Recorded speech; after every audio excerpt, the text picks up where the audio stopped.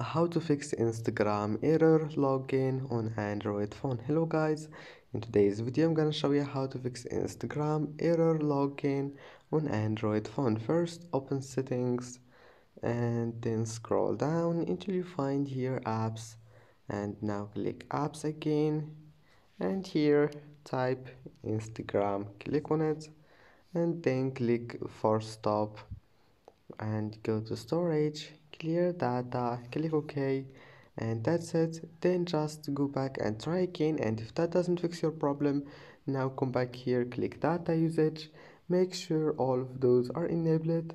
Maybe you will find the background data like that or mobile data, just allow it, and that's it. Then restart your phone and try again, and I hope that can fix your problem. Don't forget to like and subscribe, and see you in the next video.